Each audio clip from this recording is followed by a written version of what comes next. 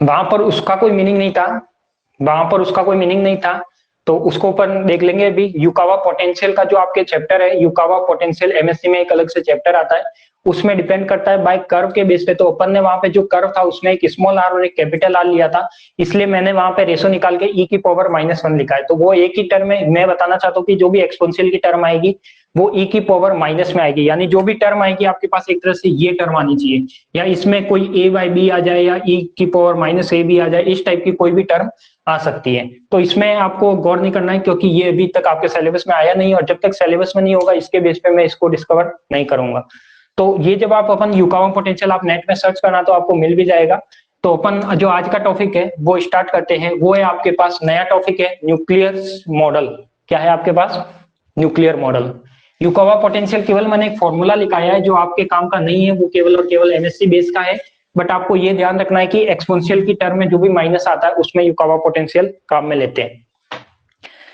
तो आते हैं अपन एक नए चैप्टर पर जिसका नाम है नाभिकीय मॉडल।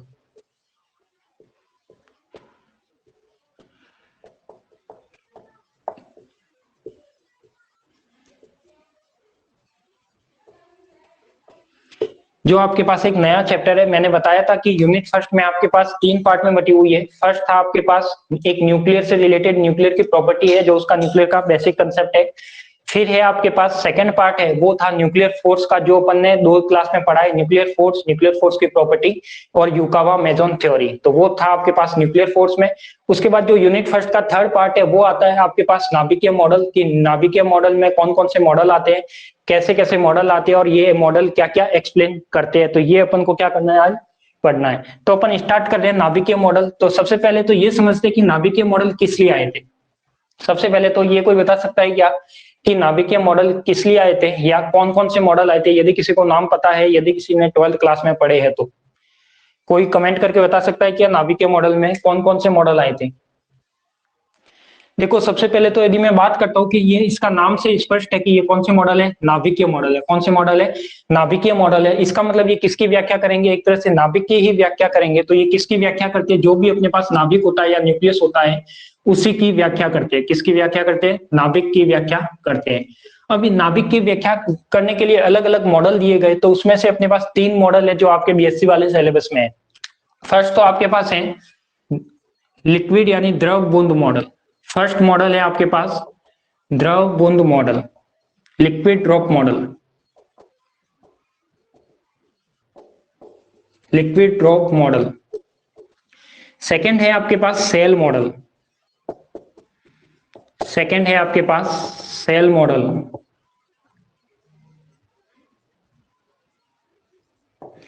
थर्ड है आपके पास फर्मी गैस मॉडल, थर्ड है आपके पास फर्मी गैस मॉडल।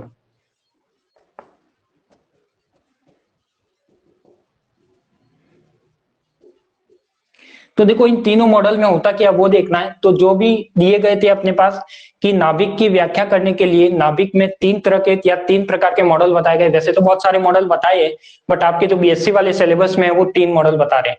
तो वो बता रहे हैं अपने पास द्रव बूंद मॉडल। तो आपके पास फर्स्ट मॉडल आता है लिक्विड ड्रॉप मॉडल। क्या आता है? Liquid drop model. सेकेंड आता है आपके पास सेल मॉडल, और थर्ड आता है आपके पास Fermi gas model.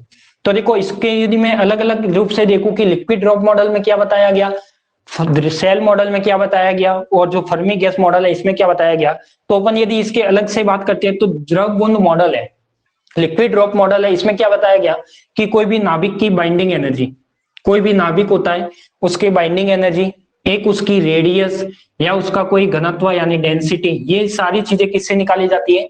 Liquid drop model से निकाली जाती है। किससे निकाली जाती है? लिक्विड ड्रॉप मॉडल से निकाली जाती है।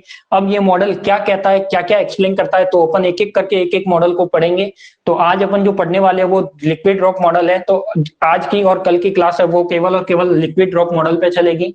उसके नेक्स्ट वाली एक क्लास होगी जिसमें केवल और केवल सेल मॉडल होगा, और उसके आगे वाली क्लास में आपका फर्मी गैस मॉडल होगा। तो 3 तरह से मॉडल पढ़ने हैं, तो आपके पास 2 क्लास इसकी, 1 क्लास इसकी और 1 क्लास इसकी होगी। तो अपन एक एक बात करते हैं कि लिक्विड ड्रॉप मॉडल में बाइंडिंग एनर्जी निकाल सकते हैं, रेडियस निकाल सकते हैं, घनत्व निकाल सकते हैं, ये सारी चीजें निकाल सकते हैं। इसके बाद यदि मैं सेल मॉडल की बात करूं तो एक तो आप निकाल सकते हो यहाँ पे पेरिटी। क्या निकाल सकते हो?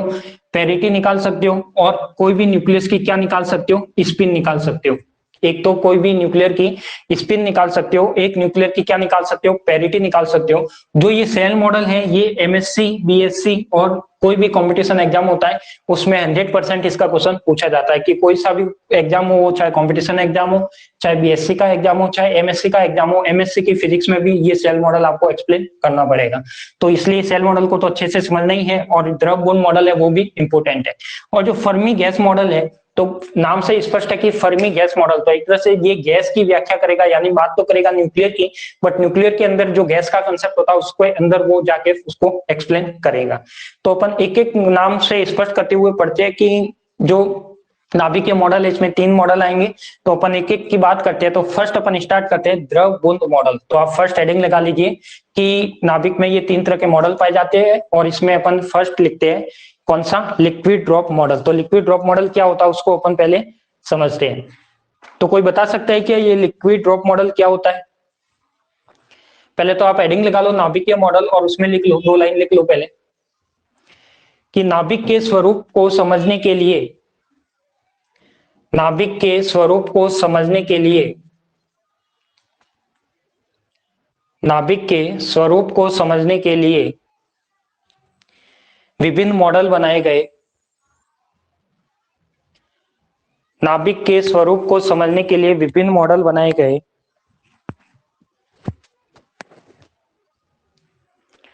उसमें फर्स्ट लिखो द्रव बुंद model, liquid drop model, liquid drop model, liquid drop model. Second लिखो सेल मॉडल, सेकंड लिखो सेल मॉडल। थर्ड लिखिए फर्मी गैस मॉडल, थर्ड लिखिए फर्मी गैस मॉडल। फिर लास्ट में लिख लेना कि इन मॉडल की सहायता से, इन मॉडल की सहायता से नाभिक की कई महत्वपूर्ण घटना को समझाया गया। इस मॉडल की सहायता से नाभिक की कई महत्वपूर्ण घटना को समझाया गया। इस मॉडल की सहायता से नाभिक की कई महत्वपूर्ण घटना को समझाया गया। क्या आपने कभी लिक्विड ड्रॉप मॉडल का नाम सुना है क्या?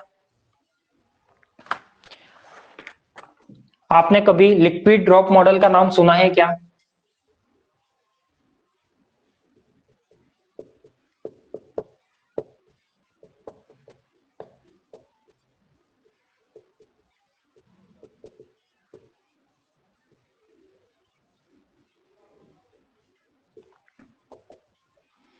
सुना है क्या लिक्विड ड्रॉप मॉडल का नाम?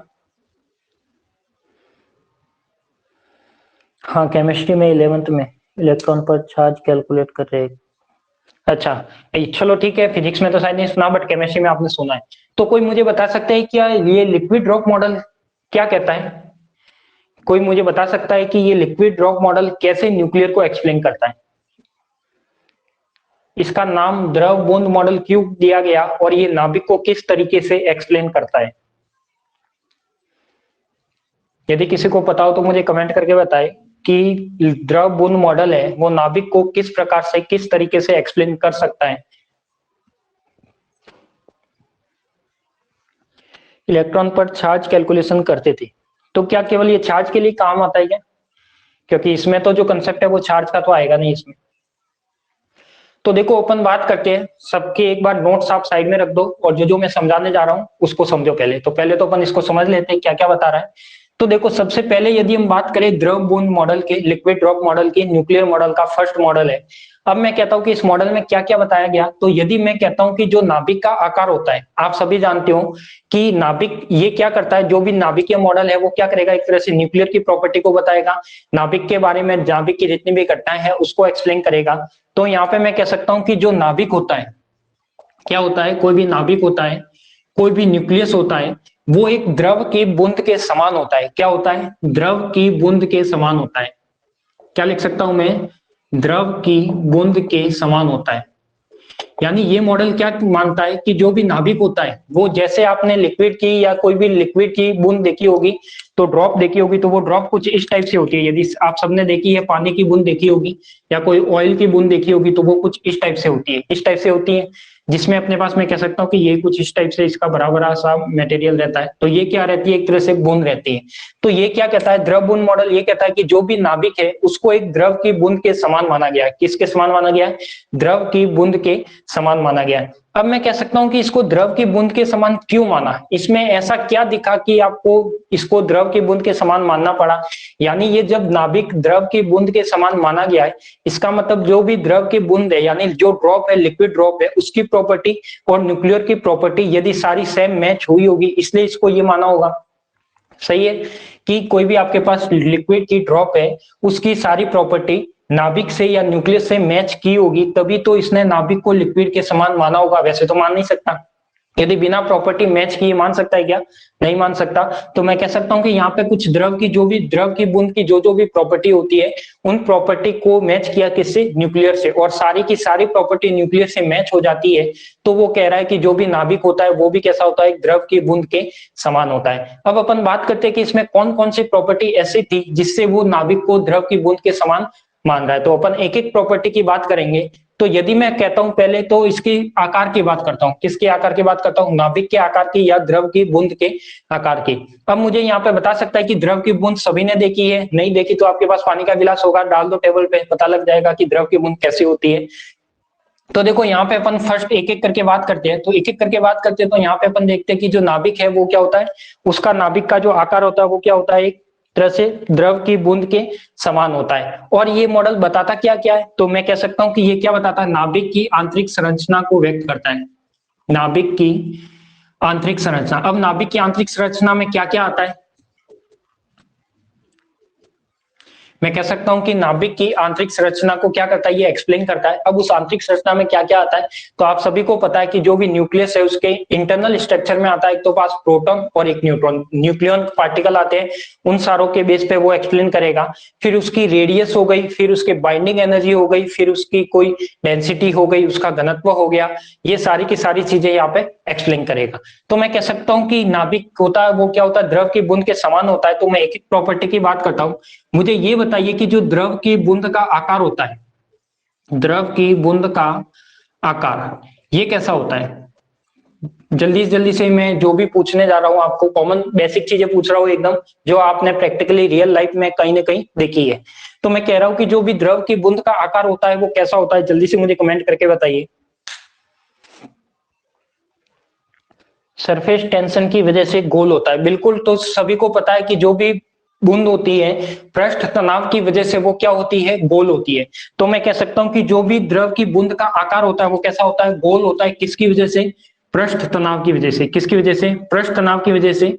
पृष्ठ तनाव का मतलब क्या होता है कि चारों ओर से समान, तनाव का मतलब होता है एक तरह से वो फोर्स ही है, तो सभी ओर से एक दूसरे से ऑपोजिट में फोर्स लगता है, तो वो कहलाता है पृष्ठ तनाव। तो मैं कह सकता हूँ कि यहाँ पे जो पृष्ठ तनाव है उसकी वजह से जो द्रव की बूंद है वो क्या होती है, गोल होती है। क्या होती है, द्रव की बूंद गोल होती है। अब अपन ने कह दिया कि जब द्रव की बूंद गोल है तो क्या नाभिक का आकार कैसा है। आप सभी ने नाभिक का आकार भी आप जानते हो, नाभिक का आकार भी रदरफोर्ड ने एक्सपेरिमेंट में बताया है, एटम्स में भी बताया है। तो नाभिक का आकार कैसा होता है वो भी बताइए मुझे।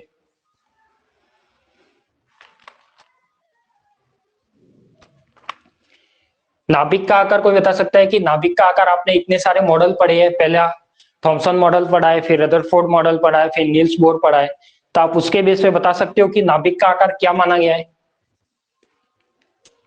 बताइए जल्दी। 10⁻⁻15 मीटर। तो देखो यदि मैं मानता हूं कि यहाँ पे इसके बेस पे यदि मैं मानूं तो मैं नाभिक को भी कैसा माना गया है, गोल माना गया। नाभिक को भी कैसा माना गया है, जो नाभिक था वो भी कैसा था आपके पास, गोलाकार था। वो भी कैसा था आपके पास, गोलाकार था। अब ये जब नाभिक गोलाकार होता है, नाभिक गोलाकार होता है, किस बेस पे पढ़ा अपन ने, जे थॉमसन बताता है, जे थॉमसन बताता है कि कोई भी एटम्स होता है, उस एटम्स वो क्या मानता है 10 की घात -10, तो वो तो एक क्या मानता है, एटम्स की व्याख्या करता है जो 10 की घात -10 मीटर के अंदर करता है। और रदरफोर्ड क्या करता है, आपके पास नाभिक की बात करता है, तो रदरफोर्ड करता है 10 की घात -15 मीटर के समथिंग। तो ये भी क्या कहता है कि 10 की घात -15 मीटर का एक गोला होता है, तो वो जिससे अपन को पता लगता है कि जो नाभिक का आकार है वो क्या होता है, गोलाकार होता है। तो इससे एक बात तो क्लियर हो गई कि नाभिक को देखो, यहाँ पे द्रव बूंद मॉडल में जो नाभिक को माना था द्रव की बूंद के समान माना था।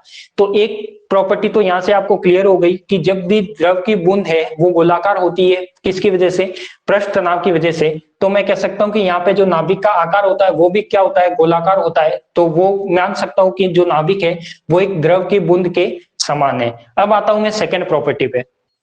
सेकेंड प्रॉपर्टी की बात करते हैं। मैं कहता हूं कि आपके पास ये बूंद क्या है, आपके पास कोई द्रव की बूंद है, क्या है आपके पास कोई द्रव की बूंद है। अब ये द्रव की बूंद कैसे इफेक्ट कर सकती है, यदि मैं कहता हूं कि आपके पास ये 5-6 द्रव की बूंद रख ली, ये क्या रख ली मैंने, 5-6 द्रव की बूंद रख दी, क्या रख दी, 5-6 मैंने द्रव की बूंद रख दी। अब यदि मैं बात करता हूं ये वाले द्रव की बूंद है जो लिक्विड ड्रॉप है, ये कैसे इफेक्ट कर सकती है, इसमें चेंज कैसे हो सकता है, कोई मुझे कमेंट करके बता सकता है क्या, ये कैसे चेंज हो सकती है, ये जो ड्रॉप है ये कैसे एक दूसरे को चेंज कर सकती है। तो आप सभी जानते हो कि जो ये ड्रॉप है, ये ड्रॉप तो इसको चेंज नहीं कर सकती, ये ड्रॉप है ये तो इसको चेंज नहीं कर सकती, क्योंकि ये तो क्या है, दूर दूर है।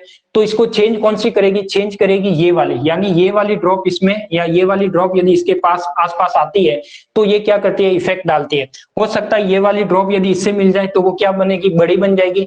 हो सकता है ये वाली यदि इसके इफेक्ट में आती है तो हो सकता है वो बूंद क्या बन जाए, छोटे बन जाए। तो मैं कह सकता हूं कि एक तरह से जो भी आप लिक्विड ड्रॉप या कोई भी बूंद होती है, उस बूंद के अवयव यानी उस बूंद के जो पड़ोसी अवयव होते हैं वो इसको क्या करते हैं, परिवर्तित करते हैं, वो इसको क्या करते हैं, परिवर्तित करते हैं। तो मैं कह सकता हूं कि जब द्रव की बूंद होती है उसके जो आसपास की बूंदे हैं वही उसको क्या करेगी, परिवर्तित करेगी, यानी उसमें कुछ ना कुछ चेंज करेगी। तो वैसा का वैसा सेम अपन ने नाभिक में भी पढ़ा है। क्या मैंने कल बताया था, जब अपन न्यूक्लियर फोर्स पढ़ रहे थे, कि वहां पर न्यूक्लियर फोर्स होते हैं वो संतृप्तता की अवस्था में होते हैं, सैचुरेशन की कंडीशन में होते हैं। तो सैचुरेशन की कंडीशन में मैंने ये भी बताया था कि वहां पे कोई भी ZXA न्यूक्लियाई है, क्या है आपके पास, ZXA न्यूक्लियाई है। तो जैसे जैसे आप A बढ़ाते हो तो इस नाभिक को चेंज कौन करेगा, इसके पड़ोसी नाभिक। ये मैंने लाइन बताई थी पहले कि जो ये कोई नाभिक है इसको जो इसके पड़ोसी नाभिक है वही क्या करेंगे, इसको चेंज करेंगे। तो मैं कह सकता हूं कि यदि आपके पास 2He4 है, क्या आपके पास 2He4 है, कौन सा, अल्फा पार्टिकल है या अल्फा नाभिक है, तो हाइड्रोजन हीलियम लिथियम हो जाएगा, इधर क्या हो जाएगा आपके पास, हाइड्रोजन हो जाएगा। तो मैं कह सकता हूं कि ये कोई नाभिक है, अब इसके एलिमेंट को चेंज कौन करेगा, इसके पड़ोसी नाभिक, कौन सा, लिथियम और अल्फा, या तो इसके आगे वाला करेगा या इसके पीछे वाला करेगा, या फिर मैं कह सकता हूं कि इसके और भी आसपास वाला चेंज कर सकता है, बट ज्यादा दूर का चेंज नहीं करेगा। क्योंकि अपन ने देखा था कि binding energy per nucleon, binding energy per nucleon और ए में यदि अपन ने कर्व देखा था, जो इसमें मैंने न्यूक्लियर फोर्स में बताया था, तो ये कर्व आपका कुछ इस टाइप से आ रहा था, ये कर्व आपका कुछ किस टाइप से आ रहा था, इस टाइप से आ रहा था। तो मैंने यहाँ पे कोई न्यूक्लियर कंसीडर किया था, तो यहाँ पे क्या था, बाइंडिंग एनर्जी पर न्यूक्लियन एक कांस्टेंट हो जाती है। तो इसमें जो भी नाभिक होता है उसके जो पड़ोसी अवयव होते हैं या पड़ोसी नाभिक होते हैं वो उसके अवयव को क्या करते हैं, परिवर्तित करते हैं। तो सेम ये का ये कंसेप्ट देखो द्रव की बूंद में भी देखा गया, और सेम ये का ये कंसेप्ट किसमें देखा गया, नाभिक में भी देखा गया। तो यहाँ पे सेकंड पॉइंट क्लियर हो जाता है कि जो भी द्रव की बूंद होती है उसके जो पास के अवयव हैं वो उस बूंद को क्या करते हैं, इफेक्ट करते हैं या उसमें परिवर्तन कर सकते हैं। तो सेम टू सेम अपन को देखा गया नाभिक में भी कि कोई भी नाभिक होता है उसके आस या पास के उसके पड़ोसी नाभिक होते हैं वो इसको परिवर्तित कर सकते हैं, उसके एलिमेंट में वो इसके परिवर्तन ला सकते हैं। तो 2 पॉइंट तो आपके पास क्लियर हो गए, बताइए मुझे 2 पॉइंट क्लियर है क्या सभी को, मुझे जल्दी से कमेंट करके बताइए कि ये दोनों पॉइंट आपके क्लियर है क्या। तो मैं थर्ड पॉइंट की ओर बढ़ता हूं, क्योंकि देखो ये कुछ थ्योरेटिकल पार्ट है वो आपको रटना नहीं है, क्योंकि बहुत सारे ऐसे मिलेंगे जो रटने की कोशिश करेंगे, बट इसको रटना नहीं है, थ्योरेटिकल पार्ट को समझना है, क्योंकि थ्योरी आपको वहां पे एग्जाम में बना के लिखनी है। क्लियर है, तो देखो 2 पॉइंट क्लियर हो गए। पहला तो क्या कि द्रव की बूंद का आकार गोलाकार होता है, नाभिक का आकार भी क्या होता है, गोलाकार होता है। द्रव की बूंद होती है उसके जो पड़ोसी अवयव होते हैं वो इसको परिवर्तित कर सकते हैं। तो ये भी अपन ने देखा था इसकी सेम प्रॉपर्टी नाभिकीय बल में, कि जो भी नाभिक होता है वो भी क्या करता है, उसके पड़ोसी अवयव से क्या होता है, परिवर्तित होता है। अब मैं आता हूं थर्ड प्रॉपर्टी पर, क्या आता हूं थर्ड प्रॉपर्टी पर। अब मैं कहता हूं कि मेरे पास कोई भी मटेरियल है, क्या है, मेरे पास कोई भी द्रव है, मान लिया कि मेरे पास कोई लिक्विड है, द्रव है, क्या है, मैंने ले लिया कि कोई ½ kg द्रव है और एक मैंने ले लिया कि कोई द्रव 1 kg है क्या, मटेरियल सेम है, कोई भी लिक्विड ले लो, मान लिया कि आपने पास पानी ले लिया कि एक ½ किलो है और एक क्या है 1 किलो है। अब मुझे इसको क्या करना है, वाष्पित करना है, मुझे इसको क्या करना है, वाष्पित करना है। तो मैं क्या करूंगा बताइए जल्दी से, कि किसी भी नाभिक को मुझे वाष्पित करना होगा, इसको भी मुझे वाष्पित करना है, इसको भी वाष्पित करना है, तो मुझे क्या करना होगा, हीट देनी होगी। क्या देनी होगी, हीट देनी होगी। तो मैं कह सकता हूं कि यहाँ पे जैसे जैसे मैं हीट देता हूं, यदि मैं कहता हूं कि इस नाभिक द्रव को वाष्पित करना है, उड़ाना है, तो यहाँ पे मैं क्या करूंगा, यहाँ पे इसको हीट दूंगा। क्या करूंगा, यहाँ पे मैं इसको हीट दूंगा। अब ये हीट है क्या, एक तरह से एनर्जी तो है। ये हीट क्या है आपके पास, जो भी अपन ये एक्सटर्नल हीट दे रहे हैं वो क्या है आपके पास, एक तरह से एनर्जी तो है या कुछ और है, एनर्जी है। यानी किस बेस पे, थर्मो के बेस पे ये अपन कुछ एनर्जी दे रहे हैं, थर्मोनिक के बेस पे कुछ एनर्जी दे रहे हैं, जिससे ये द्रव क्या हो जाएगा, वाष्पित हो जाएगा। अब आप सभी को पता है कि ज्यादा एनर्जी की जरूरत किसमें पड़ेगी, इस वाले में पड़ेगी, क्योंकि द्रव की मात्रा किसमें ज्यादा है, 1 kg वाले में।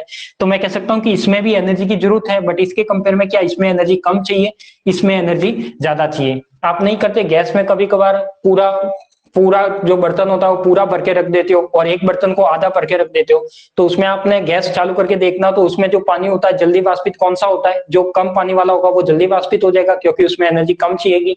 और यदि जो ज्यादा पानी वाला है उसको एनर्जी ज्यादा चाहिएगी, तो वाष्पित बाद में कौन सा होगा, ये वाला होगा। तो ये तो एक तरह से कौन सी प्रॉपर्टी है, द्रव की प्रॉपर्टी। तो मैं कह सकता हूं कि किसी भी द्रव को वाष्पित करने के लिए कुछ ना कुछ एनर्जी की या कुछ ना कुछ एनर्जी की आवश्यकता होती है।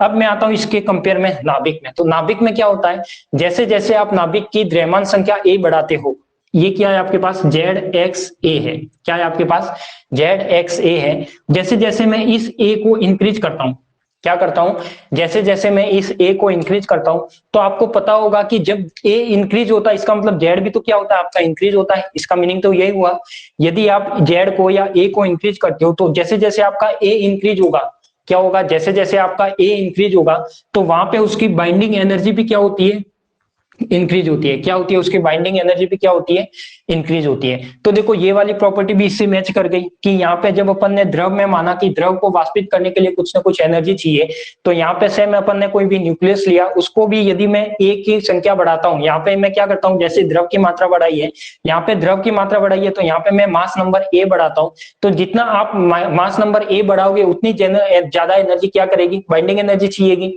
जैसे जैसे आप ए को क्या करोगे, इंक्रीज करोगे, ए का नंबर जैसे आप बढ़ाओगे, पहले आपने क्या लिया था, 4 लिया था, फिर आपने 10 ले लिया, तो बाइंडिंग एनर्जी ज्यादा किसकी होगी, इस वाले की। जो 10 वाला है इसकी बाइंडिंग एनर्जी ज्यादा होगी, इसकी बाइंडिंग एनर्जी क्या होगी, कम होगी। तो मैं कह सकता हूं कि ये वाली प्रॉपर्टी भी क्या हो गई, इससे मैच कर गई, ये वाली प्रॉपर्टी भी इसमें मैच कर गई। तो मैं कह सकता हूं कि इसलिए नाभिक को क्या माना गया, यहाँ पे द्रव की बूंद के समान माना है। तो देखो यहाँ पे 3 प्रॉपर्टी तो क्लियर हो गई। फर्स्ट हो गई कि जो नाभिक का आकार होता है वो गोलाकार होता है। सेकंड होता है आपके पास कि जो भी नाभिक होता है उसके अड़ोसी पड़ोसी अवयव होते हैं वो इसको परिवर्तित कर सकते हैं, या उसका नाभिक के बल होता है वो संतृप्तता की अवस्था में होता है, जैसे अपने पास लिक्विड ड्रॉप मॉडल में होता है या ड्रॉप में होता है। फिर मैंने कहा कि कोई भी द्रव को वाष्पित करने के लिए जितना द्रव की मात्रा ज्यादा होगी उतना ही एनर्जी अपन को ज्यादा चाहिएगी। तो वैसे ही अपन ने कोई न्यूक्लियस लिया है, यदि न्यूक्लियस का ए बढ़ाते हो तो उसके ए बढ़ाने के साथ साथ उसकी बाइंडिंग एनर्जी भी क्या होगी, बढ़ेगी। तो 3 कंसेप्ट तो आपके पास क्लियर हो गए। फिर आपके पास नेक्स्ट कंसेप्ट क्या आता है, नेक्स्ट कंसेप्ट यदि क्या आता है,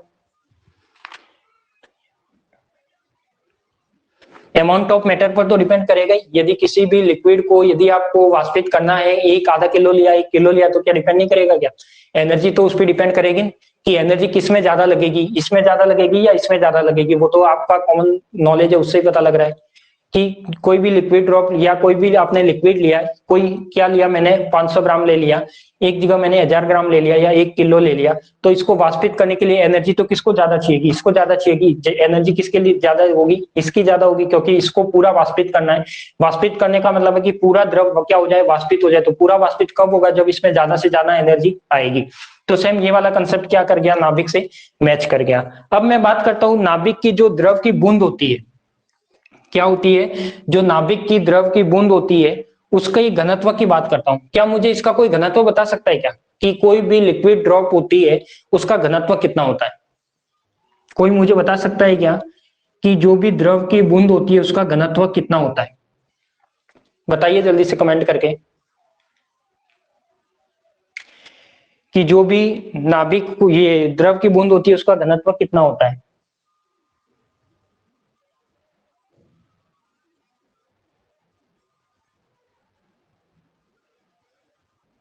क्या लिखा है, 1 मीटर क्यूब, 1 मीटर क्यूब के समथिंग। इसका मतलब सभी को याद है क्या, ये इतना ही होता है या वैल्यू में चेंज करता है। देखो इसमें क्या है आपके पास, यदि मैं घनत्व की बात करता हूं तो यहाँ पे आपने माना कि द्रव की बूंद कैसी होती है, गोलाकार होती है। यदि कोई गोला बना रही है तो उसकी कुछ ना कुछ रेडियस भी होगी। सभी को पता है कि यदि कोई नाभिक की बूंद है वो किस फॉर्म में है, गोलाकार फॉर्म में है। गोलाकार फॉर्म में है तो उसकी कुछ ना कुछ रेडियस भी होगी, सभी जानते हो। और यदि मैं इसके घनत्व की बात करूं या इसके आयतन की बात करूं तो इसको आप कैसे निकाल सकते हो, घनत्व इज इक्वल टू क्या होता है, द्रव्यमान अपॉन में आयतन, यही होता है आपके पास। यदि मैं इसके आयतन की बात करता हूं तो आयतन तो क्या आ जाएगा, 4/3 पाई आर क्यूब। ये आर इसकी क्या हो जाएगी, रेडियस हो जाएगी। और द्रव्यमान अपॉन में आयतन, यही क्या होता है, घनत्व होता है उसका। तो मैं लिख सकता हूँ कि यहाँ पे द्रव्यमान अपॉन में का आयतन होगा, तो ये आयतन है आपका, ये आएगा। ऐसे का ऐसे अपन ने देख लिया कि जो नाभिक होता है वो भी क्या होता है अपना, नाभिक भी कैसा होता है। यहाँ पे यदि मैं कंपेयर करके देखता हूँ तो नाभिक की क्या होता है, गोलाकार होता है। और नाभिक भी गोलाकार होता है तो मैं कह सकता हूँ कि नाभिक भाग भी घनत्व निकलता है। और पहले नाभिक का आयतन निकालेंगे और आयतन के बेस पे नाभिक का क्या निकालेंगे, घनत्व निकालेंगे। तो मैं कह सकता हूं कि अपन जो द्रव की बूंद होती है उसका भी घनत्व एक तरह से स्थिर रहता है। यानी जैसे जैसे आप रेडियस चेंज करोगे तो हो सकता है घनत्व चेंज हो, बाकी उसमें क्या रहता है, एक फिक्स वैल्यू रहती है। या इसकी 10 की पावर में जो भी आता है वो समथिंग सेम रहता है। यदि मैं इसकी बात करता हूं तो आपने नाभिक का घनत्व भी देखा होगा, 10⁻17 के समथिंग आता है। तो वो भी आपने देखा होगा कि नाभिक का जो घनत्व होता है वो भी क्या रहता है, एक तरह से स्थिर रहता है। नेक्स्ट प्रॉपर्टी की बात करता हूं, नेक्स्ट प्रॉपर्टी की बात करता हूं। नेक्स्ट प्रॉपर्टी आपके पास है कि क्या प्रॉपर्टी है कि मैं मानता हूं एक तो नाभिकीय विखंडन, एक मानता हूं नाभिकीय संलयन। क्या मैं इसको द्रव के साथ कंपेयर कर सकता हूं, क्या मैं इसको द्रव के साथ कंपेयर कर सकता हूं क्या। देखो यहाँ पे कोई बड़ी बूंद थी, क्या थी, यहाँ पे कोई बड़ी बूंद थी। ये बड़ी बूंद क्या हो जाती है, यदि छोटी छोटी दो बूंदों में टूट जाती है, पॉसिबल है टूटना, कि यदि कोई भी बड़ी बूंद थी, आपने इस बूंद के साथ क्या की, छेड़छाड़ कर ली। यानी कोई भी बूंद थी उसके ऊपर आपने कुछ गिरा दिया, कोई भी पत्थर गिरा डाला या कोई भी छोटा सा मैटर गिरा दिया, तो वो बूंद क्या हो गई, एक तरह से दो पार्ट में बट गई।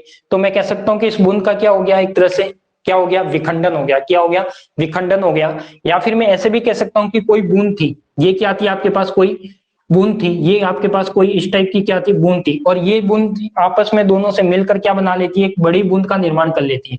क्या कर लेती है, एक बड़ी बूंद का निर्माण कर लेती है। तो मैं कह सकता हूं कि बड़ी बूंद छोटी बूंद में टूट सकती है, छोटी बूंद मिलकर बड़ी बूंद बना सकती है। तो सेम ये का ये कंसेप्ट अपने पास किसमें आता है कि जब जो नाभिक होता है वो यदि दो हल्के नाभिक में टूटता है तो वो आता है आपके पास किसमें, नाभिकीय विखंडन में। किसमें आता है, नाभिकीय विखंडन में। किसमें आता है, नाभिकीय विखंडन में।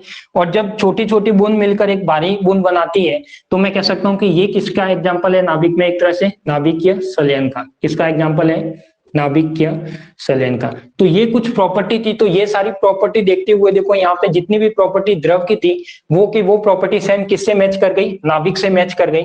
तो मैं कह सकता हूं कि यहाँ पर जो सारी की सारी प्रॉपर्टी द्रव की नाभिक से मैच कर जाती है, इसलिए नाभिक को क्या माना जाता है, एक द्रव की बूंद के समान माना जाता है। तो प्रॉपर्टी आपको ध्यान में रखती है। देखो प्रॉपर्टी सुन लो एक एक, क्या थी कि द्रव की बूंद का आकार पृष्ठ तनाव की वजह से क्या होता है, गोलाकार होता है।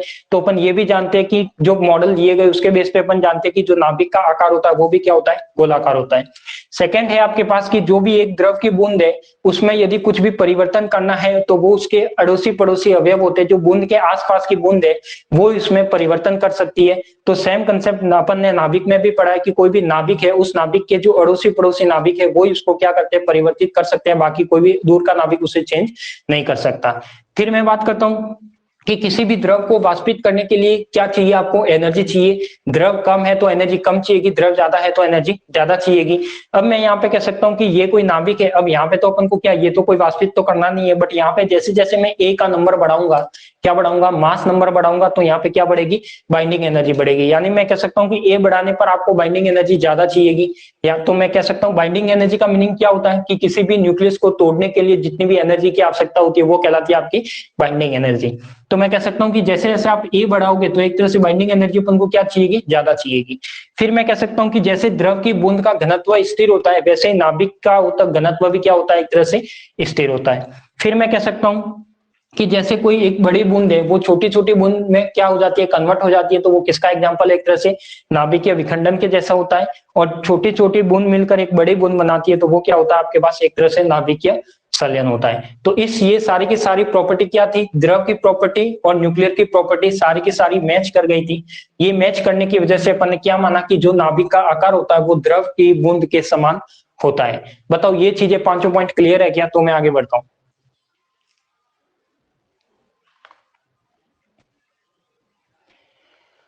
बताइए ये पांचों पॉइंट क्लियर है, नहीं तो कई बार वाइवा में ये क्वेश्चन पूछा जाता है, यदि आप वाइवा ने यदि वाइवा दिया है तो वहां पे कई बार ये क्वेश्चन पूछा जाता है कि नाभिक को द्रव की बूंद के समान क्यों माना गया। तो वहां पे ये आपको रीजन बताने होते हैं कि नाभिक की ये सारी प्रॉपर्टी थी जो द्रव से मैच कर गई थी, इसकी वजह से अपन ने नाभिक को क्या माना है, द्रव की बूंद के समान माना है।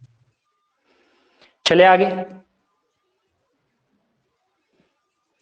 ठीक है चलते आगे। तो पहले तो अपन इसके बारे में ये पांचों पॉइंट अपन थ्योरी वाइज लिख लेते हैं, उसके बाद अपन बढ़ते कि किसका फॉर्मूला आता है जो सेमी इंपेरिकल मास फॉर्मूला कहलाता है, उसकी बात करेंगे। तो पहले तो लिखिए इसमें, फर्स्ट लगाइए द्रव बूंद मॉडल या लिक्विड ड्रॉप मॉडल, और इसमें लिखिए यह मॉडल नाभिक की आंतरिक संरचना की व्याख्या करता है। यह मॉडल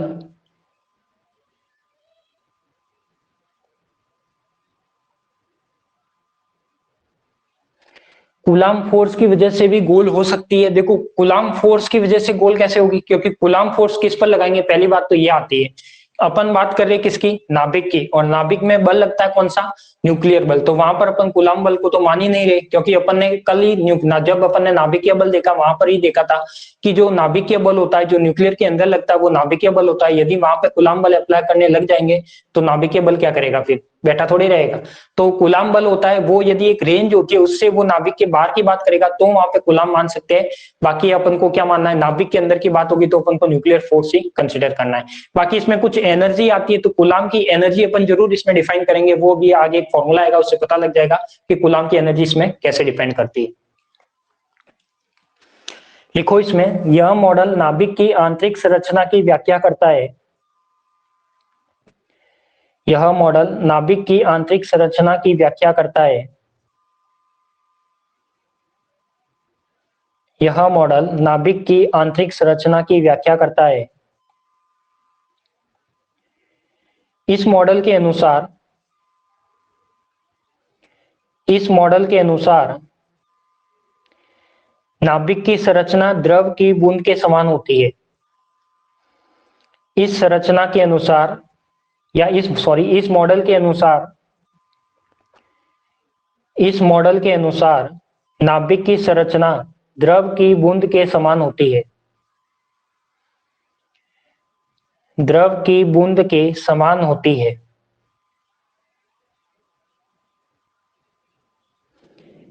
जिसके कारण नाभिक द्रव बूंद के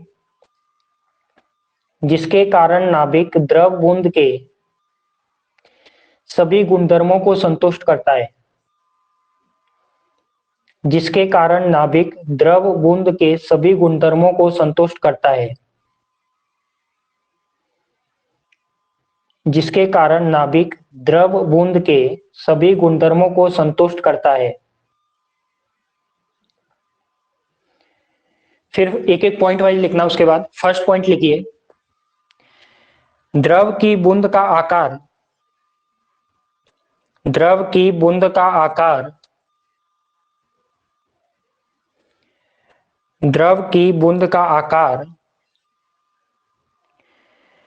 पृष्ठ तनाव के कारण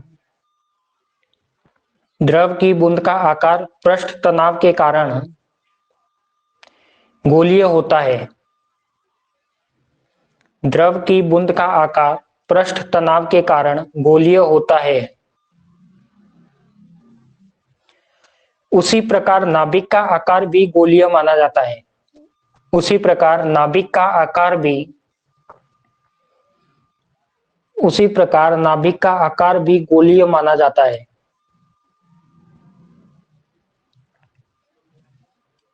उसी प्रकार नाभिक का आकार भी गोलीय माना जाता है। सेकंड पॉइंट लिखो, द्रव के अणु अपने पास के अणुओं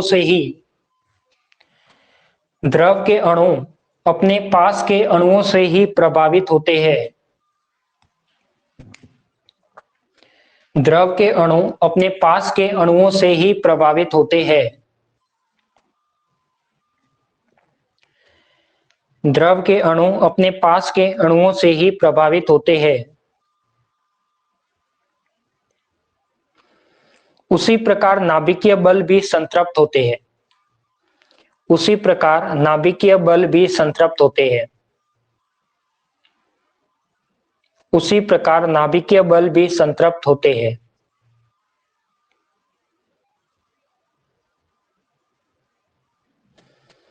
नाभिकीय बल संतृप्त होने का मीनिंग क्या है? जो मैंने नाभिकीय बल में समझाया था कि कोई भी न्यूक्लियस होता है उसके आसपास के नाभिक होते हैं वो उसे क्या करते हैं? प्रभावित करते हैं। नेक्स्ट पॉइंट लिखो, थर्ड, द्रव के वाष्पीकरण के लिए, नेक्स्ट पॉइंट लिखो, द्रव के वाष्पीकरण के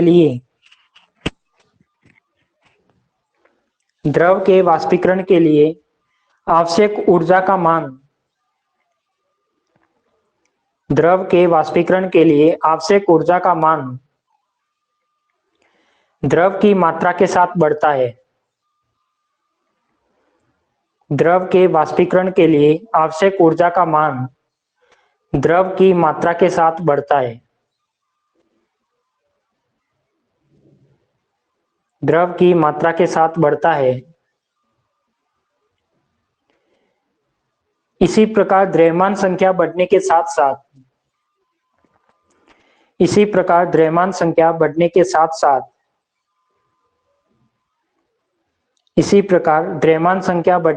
साथ नाभिक की कुल बंधन ऊर्जा भी बढ़ती है।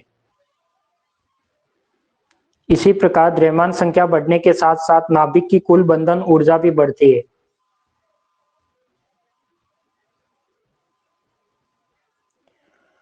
फोर्थ पॉइंट लिखिए, द्रव का घनत्व स्थिर होता है। द्रव का घनत्व स्थिर होता है। द्रव का घनत्व स्थिर होता है। उसी प्रकार नाभिक का घनत्व भी स्थिर होता है। उसी प्रकार नाभिक का घनत्व भी स्थिर होता है। उसी प्रकार नाभिक का घनत्व भी स्थिर होता है।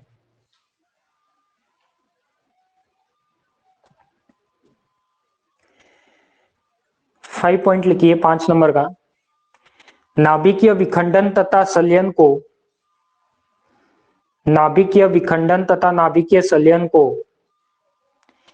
एक बड़ी बूंद का छोटी बूंद में टूटना। नाभिकीय विखंडन तथा नाभिकीय संलयन को एक बड़ी बूंद का छोटी बूंद में टूटना तथा छोटी बूंद मिलकर बड़ी बूंद का बनने के तुल्य है। नाभिकीय विखंडन तथा संलयन को एक बड़ी बूंद का छोटी बूंद में टूटना तथा छोटी बूंद मिलकर बड़ी बूंद का बनने के तुल्य है।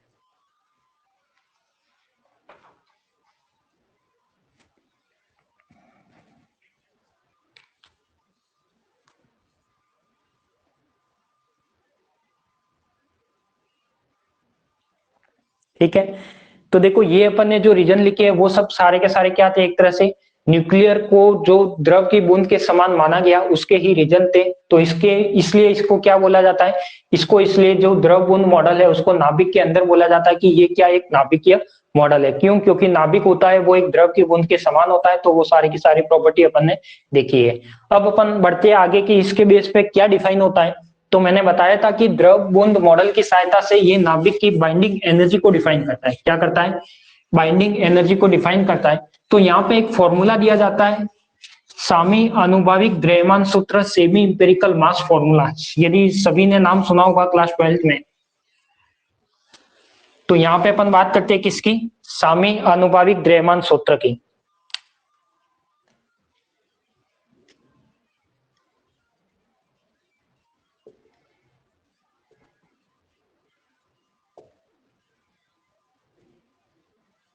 सेमी इंपेरिकल मास फॉर्मूला ये किसमें आता है? द्रव बूंद मॉडल में ही आता है, लिक्विड ड्रॉप मॉडल के अंतर्गत ही आता है। तो मैं कह सकता हूं कि ये क्या बताता है? द्रव्यमान, इसको क्या बोलते हैं हिंदी में? अर्ध मूलानुपाती सूत्र, ऐसा ही कुछ बोलते हैं, अर्ध मूलानुपाती सूत्र। या फिर इसको आप ऐसे का ऐसे लिख लो, सामी आनुभाविक द्रव्यमान सूत्र, सामी आनुभाविक द्रव्यमान सूत्र। तो देखो ये सूत्र क्या बताता है? सबसे पहले ये सूत्र किस लिए यूज लिया जाता है? ये लिया जाता है अपने पास बाइंडिंग एनर्जी निकालने के लिए। किस लिए यूज लिया जाता है? बाइंडिंग एनर्जी निकालने के लिए, कि कोई भी नाभिक है, उस नाभिक की बाइंडिंग एनर्जी निकालनी है, तो उसके लिए एक फॉर्मूला दिया गया था, जो किसने दिया था? यहाँ पे विजेकर तथा बेथे ने दिया था। किसने दिया था?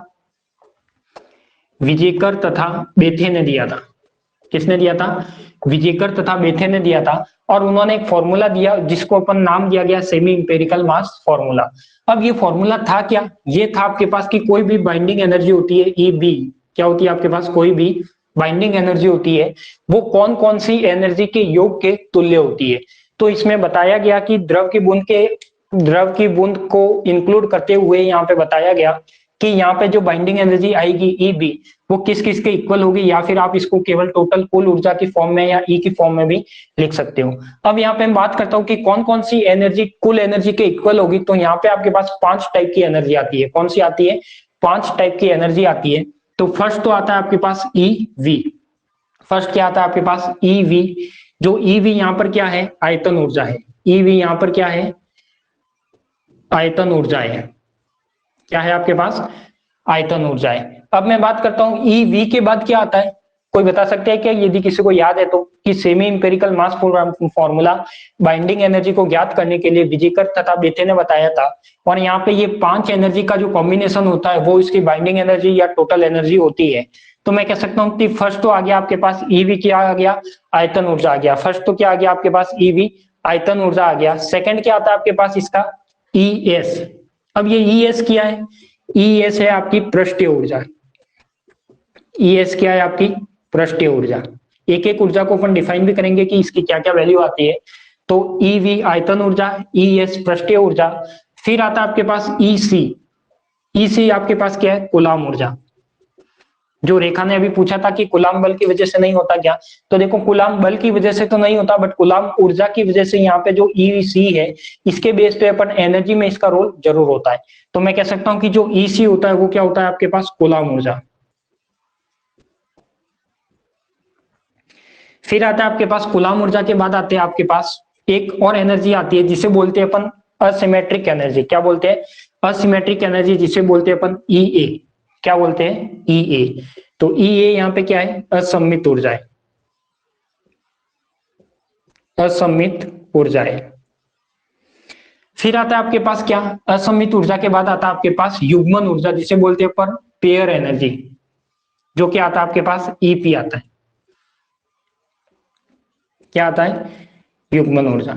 तो ये टोटल और टोटल जब ये 5 एनर्जी मिलती है तब अपन निकाल सकते हैं कि किसी भी नाभिक की यदि बाइंडिंग एनर्जी निकालनी है लिक्विड ड्रॉप मॉडल पे, तो आप वो कैसे निकाल सकते हो? इस बेस पे निकाल सकते हो। तो वैसे तो आपने बाइंडिंग एनर्जी निकालना सीखा हुआ है कि जेड एम पी माइनस ए माइनस जेड एम एन और सी इसको लेते तो बाइंडिंग एनर्जी निकल जाती है। बट आपको यहाँ पे बेस कौन सा फॉर्मूला काम में लेना है? सेमी इंपेरिकल मास फॉर्मूला से यदि बाइंडिंग एनर्जी निकालनी है तो आपको ये वाला फॉर्मूला अप्लाई करना होगा। तो देखो जो सामी आनुपातिक द्रव्यमान सूत्र क्या बताता है? किसी भी नाभिक की बाइंडिंग एनर्जी बताता है। ये बाइंडिंग एनर्जी होती है 5 का कॉम्बिनेशन होती है, यानी 5 तरह की एनर्जी का कॉम्बिनेशन होती है, 5 एनर्जी का योग होता है, तब अपने पास क्या मिलती है? बाइंडिंग एनर्जी मिलती है। ईवी यहाँ पे क्या है? आयतन ऊर्जा है, जिसको मैं कह सकता हूं volume energy. Volume energy. Second है आपके पास पृष्ठीय ऊर्जा, जिसको मैं कह सकता हूं सरफेस एनर्जी। थर्ड है आपके पास कूलाम ऊर्जा, जिसको मैं बोल सकता हूं कूलाम्ब एनर्जी। फोर्थ आता है आपके पास असिमेट्रिक एनर्जी।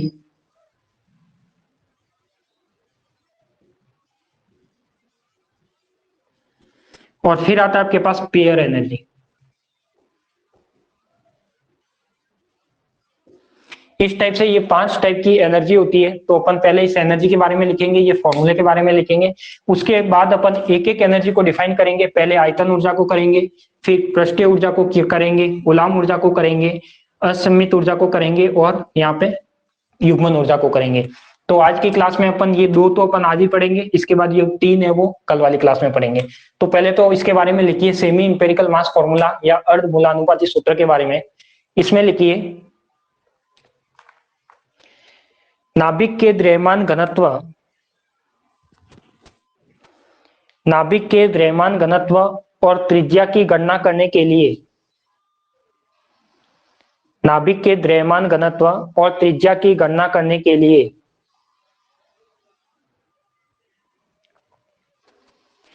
विजेकर तथा बेते ने एक सूत्र को व्युत्पन्न किया। नाभिक के द्रव्यमान घनत्व और त्रिज्या की गणना करने के लिए विजेकर तथा बेते ने एक सूत्र को व्युत्पन्न किया। इस सूत्र को ही सामी आनुभाविक द्रव्यमान सूत्र कहते हैं। इस सूत्र को ही सामी आनुभाविक द्रव्यमान सूत्र कहते हैं।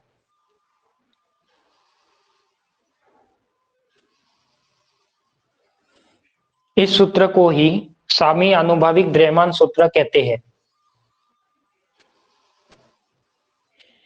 इस सूत्र की व्याख्या द्रव्यमान श्रुति के द्वारा की जाती है। इस सूत्र की व्याख्या द्रव्यमान श्रुति के द्वारा की जाती है। इस सूत्र की व्याख्या द्रव्यमान श्रुति के द्वारा की जाती है। द्रव्यमान श्रुति यानी मास डिफेक्ट। इस सूत्र की व्याख्या द्रव्यमान श्रुति के द्वारा की जाती है। द्रव्यमान श्रुति के कारण बंधन ऊर्जा उत्पन्न होती है। द्रव्यमान श्रुति के कारण बंधन ऊर्जा उत्पन्न होती है। द्रव्यमान श्रुति के कारण बंधन ऊर्जा उत्पन्न होती है।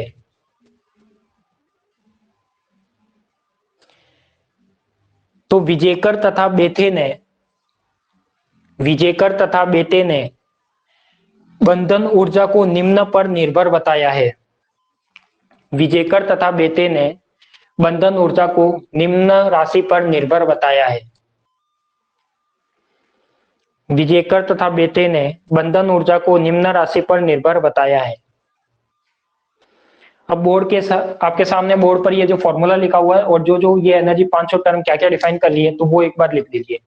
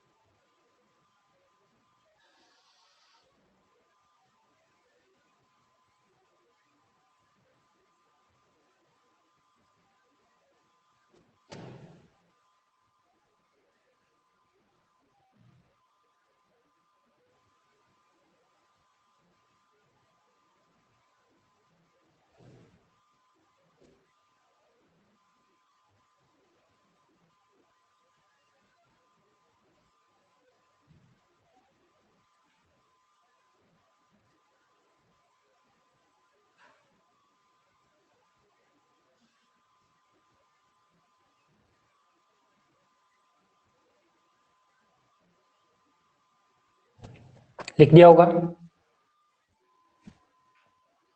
चले आगे।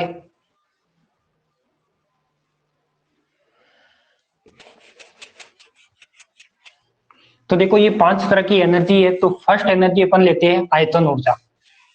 लिख दिया सभी ने? बढ़े आगे। बताओ एक बार कमेंट करके मुझे।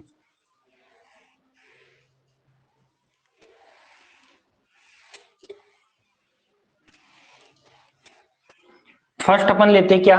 आयतन ऊर्जा।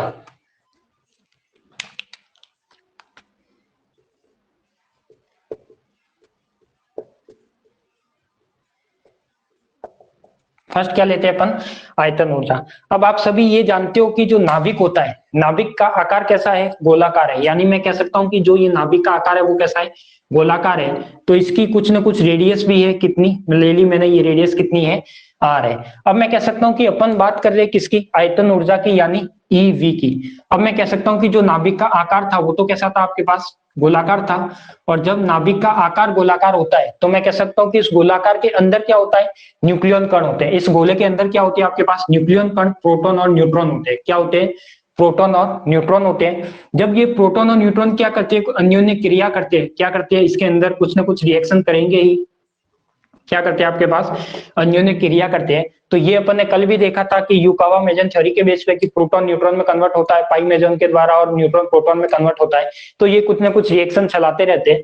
तो मैं कह सकता हूँ कि यहाँ पे कोई भी नाभिक गोला था, उस गोले के अंदर क्या होते हैं? जो न्यूक्लियन कण होते हैं वो कुछ ना कुछ क्रिया करते रहते हैं। तो उस क्रिया की वजह से जो ऊर्जा उत्पन्न होती है, ये जो क्रिया करते हैं आपस में एक दूसरे से, उसकी वजह से जो ऊर्जा उत्पन्न होती है वो क्या कहलाती है? अपनी आयतन ऊर्जा कहलाती है। वो क्या कहलाती है? अपनी आयतन ऊर्जा कहलाती है। और आप सभी को पता होगा कि जो भी आयतन ऊर्जा होता है या नाभिक का जो आयतन होता है, एक तरह से मैं आयतन की बात कर लेता हूँ। वो आयतन क्या होता है? 4/3 पाई आर क्यूब। तो जो नाभिक का आयतन होता है वो क्या होता है? यहाँ पे एक तरह से परिमित होता है। क्या होता है? जब नाभिक का आयतन परिमित होता है तो आयतन ऊर्जा भी क्या होगी अपने पास? एक तरह से परिमित होगी। तो कोई भी आपके पास नाभिक का गोला था, उसके अंदर न्यूक्लियन कण थे, प्रोटॉन न्यूट्रॉन। जब वो क्या करते हैं? एक दूसरे से क्रिया करते हैं, अन्योन्य क्रिया करते हैं, तो यहाँ पे एक ऊर्जा उत्पन्न होती है जिसे अपन बोलते हैं आयतन ऊर्जा। और ये क्या होती है? परिमित होती है। अब इसका फॉर्मूला कैसे निकालें? तो मैं कह सकता हूं कि जो ईवी है, क्या है आपके पास? ईवी है, वो प्रोपोर्शनल होगा किसके? आयतन के। यानी जो नाभिक का आयतन होगा, क्योंकि इस आयतन में जो अन्योन्य पार्टिकल है, प्रोटॉन न्यूट्रॉन या न्यूक्लियन कण है, वो क्या कर रहे हैं? क्रिया कर रहे हैं, उसकी वजह से एनर्जी उत्पन्न हो रही है। तो उसके लिए क्या आ जाएगा? ईवी प्रोपोर्शनल आयतन। आप सभी जानते हो कि जो ईवी होता है वो क्या होता है? एक तरह से या 4/3 पाई आर क्यूब होता है। यहाँ कोई कॉन्स्टेंट मान लेना, 4/3 पाई आर क्यूब होता है। अब आप सबको ये भी पता होगा कि ये आर क्या है? नाभिक की रेडियस है। तो आपने 12th क्लास में एक नाभिक की त्रिज्या कैसे निकालते हैं वो भी आपने पढ़ा होगा कि जो नाभिक की त्रिज्या होती है वो क्या होती है? कोई बता सकता है क्या नाभिक की त्रिज्या कितनी होती है? 12th क्लास में आपने पढ़ रखा है कि नाभिक की त्रिज्या कितनी होती है। वैसे इस चैप्टर में भी जो इसका फर्स्ट चैप्टर है इसमें आएगा, जो अपन न्यूक्लियर का बेसिक पढ़ेंगे उसमें। कोई मुझे कमेंट करके बता सकते हैं कि जो नाभिक की त्रिज्या होती है वो कितनी होती है? बताइए जल्दी। सभी ने पढ़ रखा है कि नाभिक की त्रिज्या निकालने के लिए क्या करते हैं? ये क्या लिखा है? ए ओ से का मल्टीपल होता है or not. R is equal to होता है आर नॉट ए की पावर 1/3। क्या ये भी याद नहीं है क्या? फिर ऐसे कैसे काम चलेगा आपका? ये तो एक छोटी से छोटी क्लास का कंसेप्ट है जो आपको ध्यान रखना है। केमिस्ट्री में भी बहुत बार पढ़ा होगा कि कोई भी नाभिक की त्रिज्या होती है, यदि आपके पास 2He4 नाभिक दे दिया जाए या कोई भी दे दिया जाए, 8 और 16 नाभिक दे दिया जाए, क्या दे दिया जाए? 8 और 16 नाभिक की त्रिज्या पूछी जाए तो आप कैसे निकालोगे? R is equal to R naught. यहाँ पे क्या लेते हैं? आर नॉट एक कांस्टेंट है, तो ये कांस्टेंट क्या लेते हैं अपन? फर्मी। तो कितना लेते हैं? वैसे इसकी वैल्यू होती है 1 फर्मी से कितनी होती है? 3 फर्मी होती है। तो इसको अपन क्या लेते हैं? एक तरह से 1.5 फर्मी भी लेते हैं या फिर 2 फर्मी भी लेते हैं। तो ये कांस्टेंट की वैल्यू होती है और ए की जगह क्या आ जाता है? 16। और उसको जब सॉल्यूशन करके निकालोगे तो ये क्या आ जाएगी? नाभिक की त्रिज्या आ जाएगी। तो कोई भी नाभिक की त्रिज्या अपन ऐसे निकालते हैं, ठीक है। तो जब ये नाभिक की त्रिज्या ऐसे निकाली जाती है तो मैं कह सकता हूं कि ये जो आर था, यहाँ पे जो आर था वो क्या था? एक तरह से नाभिक की त्रिज्या थी। अब यहाँ पे ये आर है, वो नाभिक की त्रिज्या इस पे डिफाइन करनी है। तो ये क्या हो जाएगा? अपन को क्या चाहिए? यहाँ पे आर क्यूब चाहिए। तो इसको मैं आर क्यूब करूंगा तो ये क्या आ जाएगा? R naught cube. ये क्या आ जाएगा? 3/3। क्या हो जाएगा? 3/3 यानी ए की पावर 1। तो ये क्या आ जाएगा आपके पास? E V is equal to 4/3 pi R cube की जगह क्या हो जाएगा आर नॉट क्यूब, और ये क्या हो जाएगा ए। अब यहाँ पे देखो, यहाँ पे ये वाली सारी वैल्यू को क्या है कांस्टेंट है। 4/3 पाई 3.14 आर नॉट 1.2 फर्मी या 1.5 फर्मी।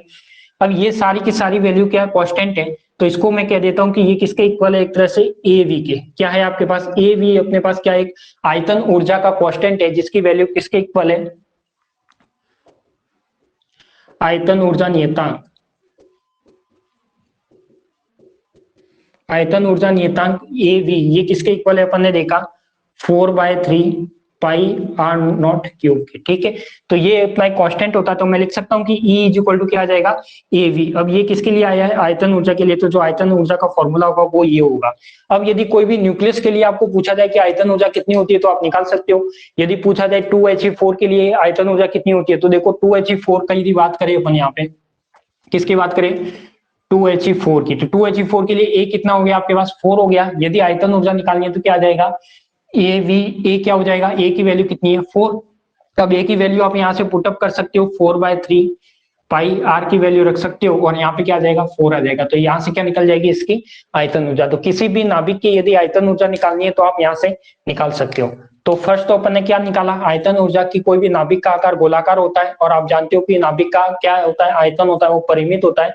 तो यहाँ पे गोले में क्या होते हैं न्यूक्लियन कण होते हैं, प्रोटॉन और न्यूट्रॉन, वो क्या करते हैं क्रिया करते हैं, क्रिया के बेस पे ऊर्जा उत्पन्न होती है, वो ऊर्जा क्या कहलाती है आयतन ऊर्जा। ये क्या होती है परिमित होती है। तो नाभिक की त्रिज्या का फॉर्मूला जानते हो R is equal to R naught A 1/3। तो ये क्या हो जाएगा अपने पास जो ई वी है वो प्रोपोर्शनल होगा आयतन के, ईवी इज इक्वल टू क्या आ जाएगा 4/3 पाई आर क्यूब।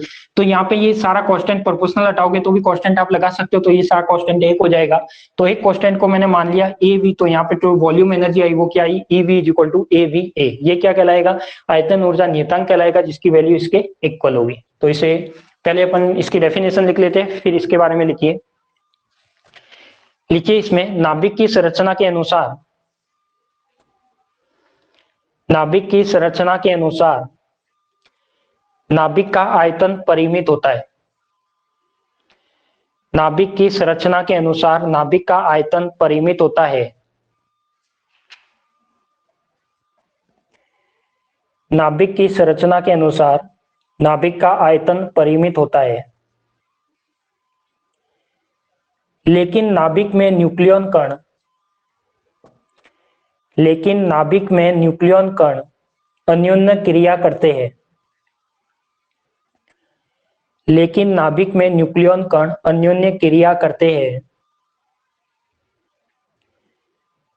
लेकिन नाभिक में न्यूक्लियन कण अन्योन्य क्रिया करते हैं।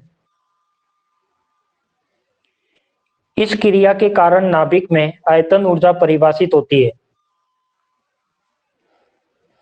इस क्रिया के कारण नाभिक में आयतन ऊर्जा परिभाषित होती है।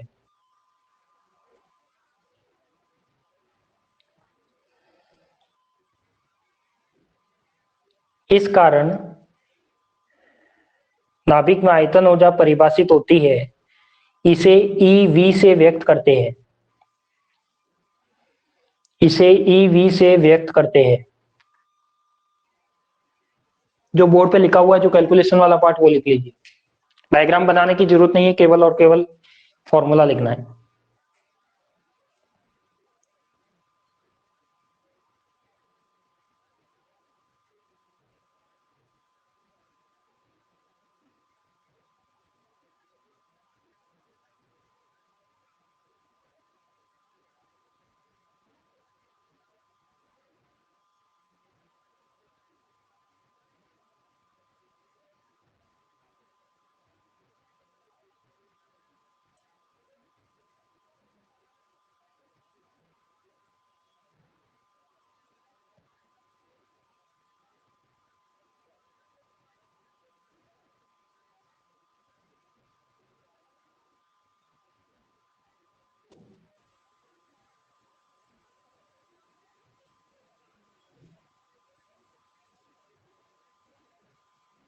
लिख दिया।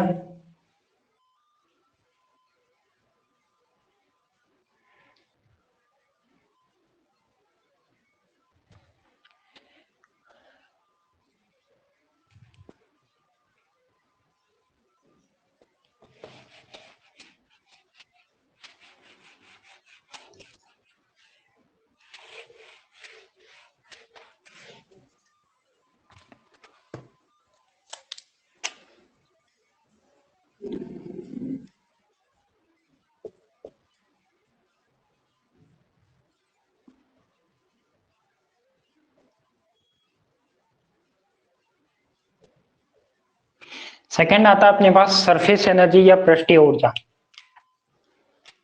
सेकंड आता है अपने पास पृष्ठीय एनर्जी या सरफेस एनर्जी या पृष्ठीय ऊर्जा। हटा दो इसको, लिख दिया हो तो।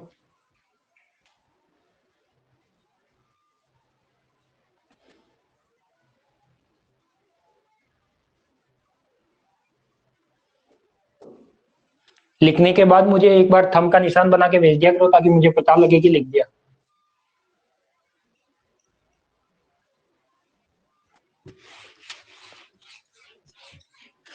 देखो अब अपन बात करते हैं किसकी, पृष्ठीय ऊर्जा की पृष्ठीय ऊर्जा अपने पास कैसे आती है।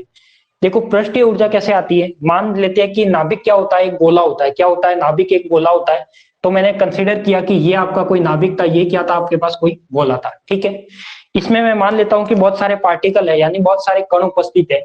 यानी ये वाले, ये मैंने क्या मान लिया, इसके अंदर ये क्या आपके पास सारे के सारे कण है। ये सारे के सारे क्या है, कण है। तो ये कुछ कण है वो इस टाइप से है। ये क्या कोई नाभिक या गोला था, इसके अंदर बहुत सारे पार्टिकल है।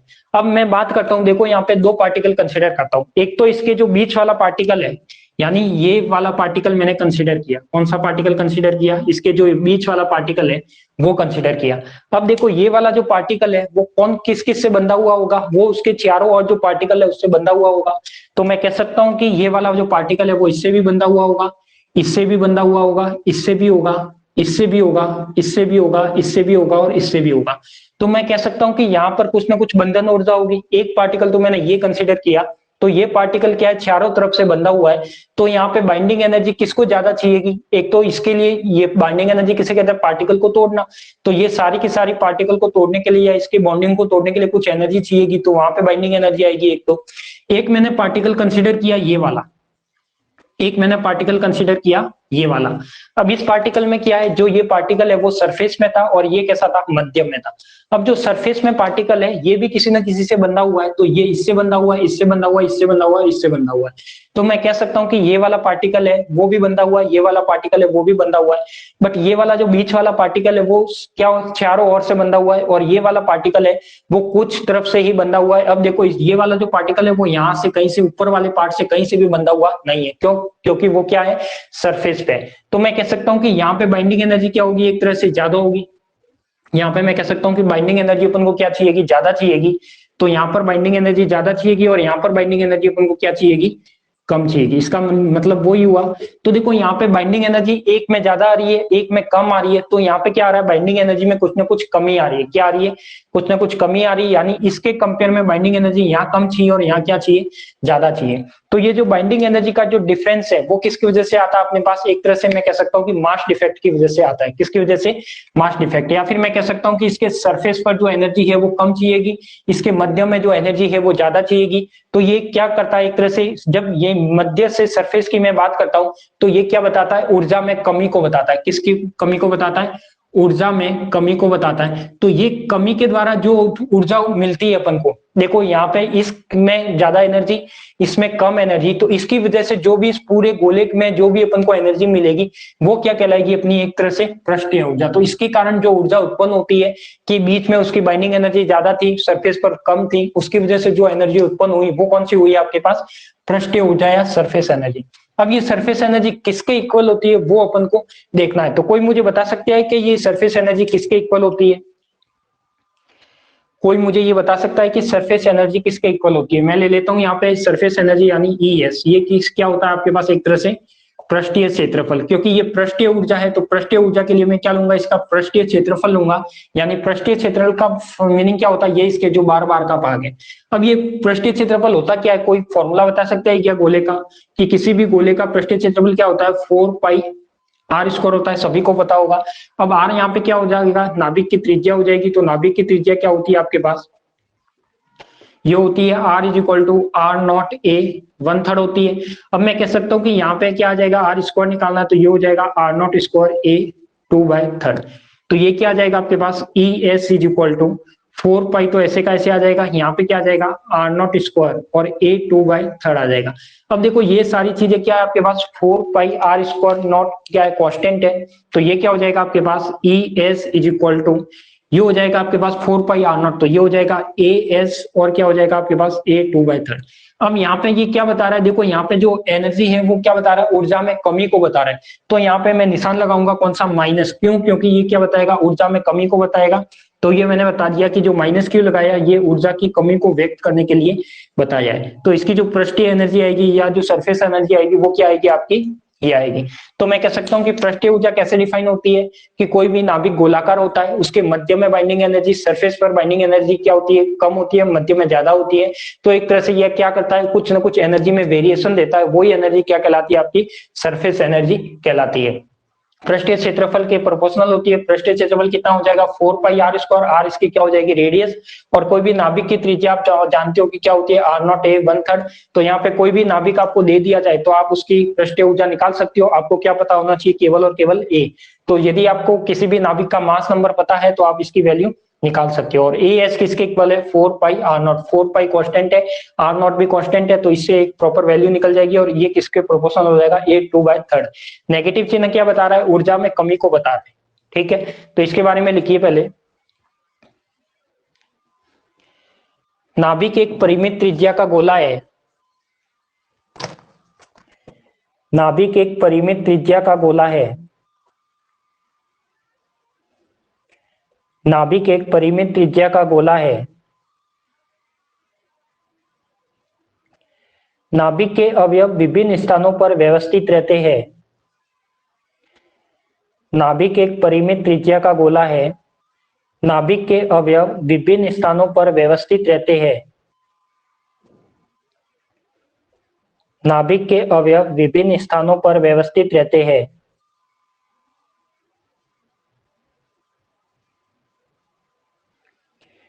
तो इसमें लिखो, वे न्यूक्लियन कण जो नाभिक के पृष्ठ पर उपस्थित होते हैं।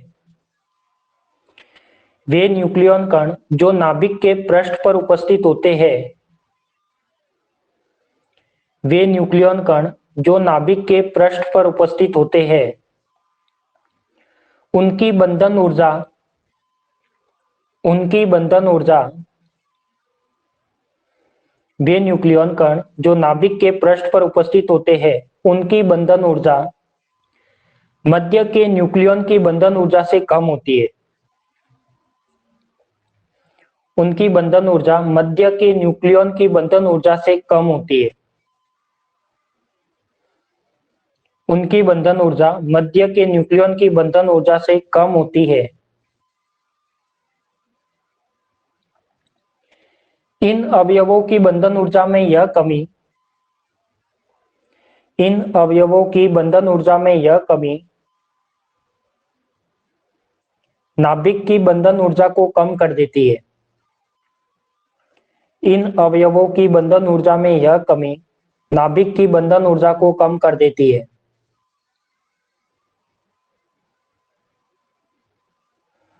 इस ऊर्जा को पृष्ठीय ऊर्जा के नाम से जाना जाता है। इस ऊर्जा को पृष्ठीय ऊर्जा के नाम से जाना जाता है।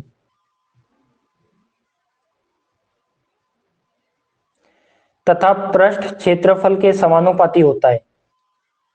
तथा पृष्ठ क्षेत्रफल के समानुपाती होता है। या पृष्ठीय ऊर्जा लिखना, पृष्ठीय ऊर्जा क्षेत्रफल के समानुपाती होती है, या पृष्ठीय क्षेत्रफल के समानुपाती होती है।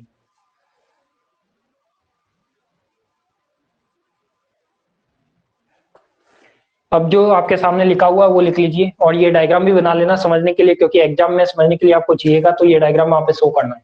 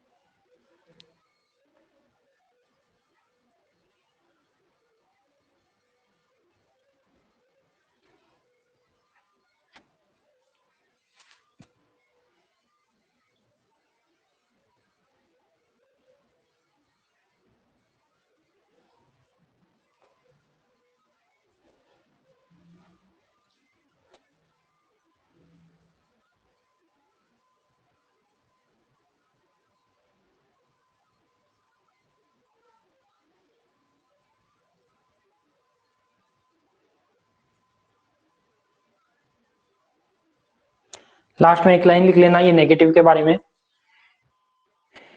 कि यहां पर ऋणात्मक चिन्ह, यहां पर ऋणात्मक चिन्ह, यहां पर ऋणात्मक चिन्ह बंधन ऊर्जा में कमी को व्यक्त करता है। यहां पर ऋणात्मक चिन्ह बंधन ऊर्जा में कमी को व्यक्त करता है। यहां पर ऋणात्मक चिन्ह बंधन ऊर्जा में कमी को व्यक्त करता है। यहां पर ऋणात्मक चिन्ह बंधन ऊर्जा में कमी को व्यक्त करता है।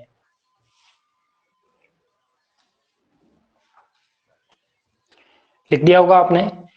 तो आज तो अपन ने केवल यही पढ़ा है कि नाभिकीय द्रव के कितने मॉडल होते हैं, 3 मॉडल होते हैं, द्रव बूंद मॉडल, सेल मॉडल और फर्मी गैस मॉडल। तो आज अपन ने द्रव बूंद model, liquid drop model start किया है। तो पहले तो देखा कि नाभिक को द्रव क्यों माना गया, तो उसके रीजन देखे।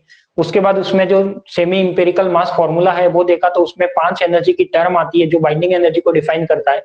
तो उसमें 2 टर्म तो अपन ने डिफाइन की, एक तो कौन सी आपके पास आयतन ऊर्जा, और एक अपन ने बात की पृष्ठीय ऊर्जा। तो ये दोनों अपन देख चुके हैं। और जो इसके आगे की 3 प्रकार की एनर्जी और बच रही है, जिसमें एक तो असममित ऊर्जा आएगी, कूलाम ऊर्जा आएगी, और पेयर यानी युग्मन ऊर्जा आएगी, उसके बारे में अपन कल डिस्कस करेंगे और इससे रिलेटेड न्यूमेरिकल भी करेंगे। तो आज के लिए तो इतना ही, मिलते हैं अपन कल वाली लाइव क्लास में।